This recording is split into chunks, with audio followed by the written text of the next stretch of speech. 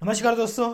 क्या आप engineering graduate हैं और सरकारी नौकरी की तलाश में हैं तो आपके लिए बेहद ही शानदार अपडेट यहाँ पे हैं, क्योंकि ECIL यानी कि electronic corporation of India limited ने ग्रेजुएट इंजीनियरिंग ट्रेनिंग यानी कि GET पदों पर बम्पर भर्तियां निकाली हैं। इस वीडियो में हम यह बताने वाले हैं कि कौन कौन आवेदन कर सकता है, कितनी सैलरी मिलने वाली है, कितनी पोस्ट है यहाँ पे है, कौन कौन सी पोस्ट निकाली है, परीक्षा कैसे होगी, इसके साथ कब कब क्या क्या करना पड़ सकता है। पूरी विस्तार जानकारी इस वीडियो के माध्यम से जानते हैं तो वीडियो अंत तक जरूर देखिएगा। ECIL एक सरकारी कंपनी है जो भारत सरकार के परमाणु ऊर्जा विभाग के अंतर्गत आती है। यह company nuclear, defence, aerospace, IT, telecom और होमलैंड सिक्योरिटी जैसे महत्वपूर्ण क्षेत्रों में काम करती है। यह कंपनी कई राष्ट्रीय स्तर की तकनीकों जैसे कि EVM, digital computer, space network आदि को बनाने में अग्रगण्य रहती है।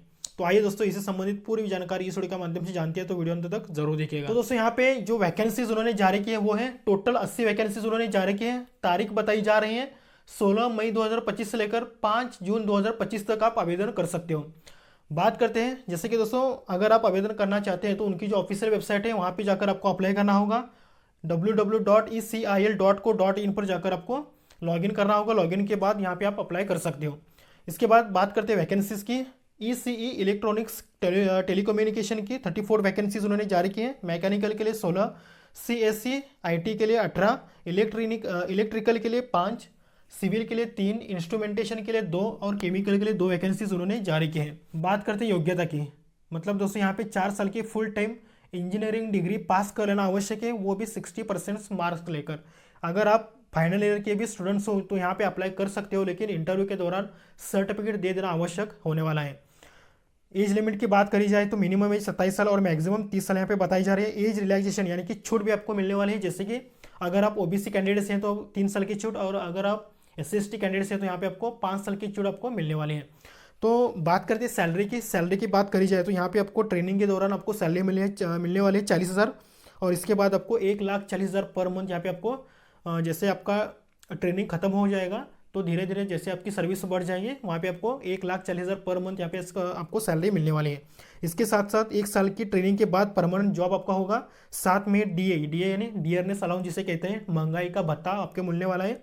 HRE यानी कि हाउस रेंट अलाउंसेस आपको मिलने वाले हैं। PF आपको मिलने वाला है। इसके साथ लीव या जैसे कि दोस्तों छुट्टियाँ भी आपको यहाँ पे मिलने वाली है। और इसके बाद दोस्तों अगर आपने किसी कारणवश अगर नौकरी छोड़ते हो तो यहाँ पे आपको 4 लाख का जुर्माना यहाँ पे देना पड़ता है, क्योंकि 4 साल यहाँ पे इस नौकरी कर लेना बेहद ही ज़रूरी है।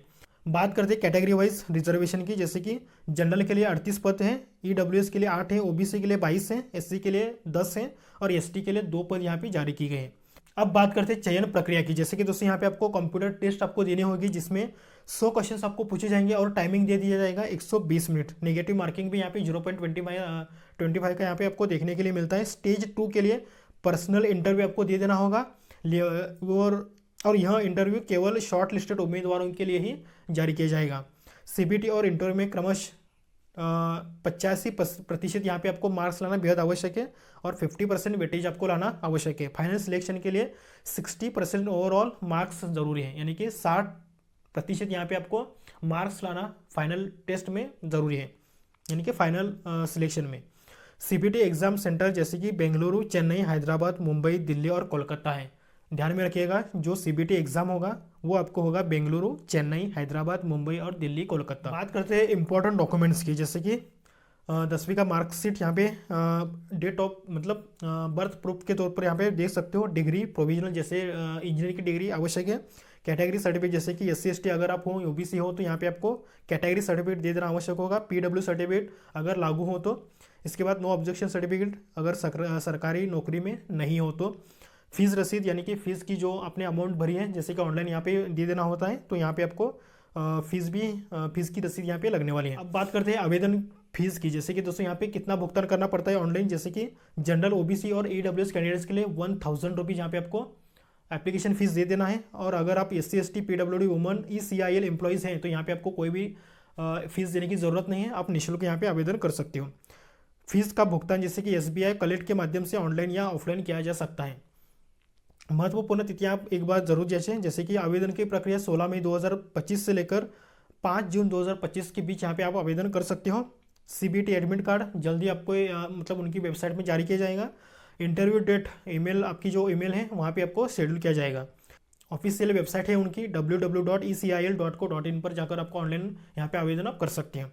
यहाँ पे महत्वपूर्ण सूचना यह है दोस्तों कि ECIL भर्ती प्रक्रिया पूरी तरह से मेरिट लिस्ट के आधार पर है।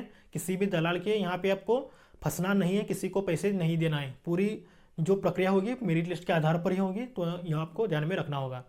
तो दोस्तों अगर वीडियो अच्छा लगा हो तो प्लीज़ लाइक करना ना भूलें। मिलते हैं अगले वीडियो में। All the best for your future. This is Ram Kumar signing off.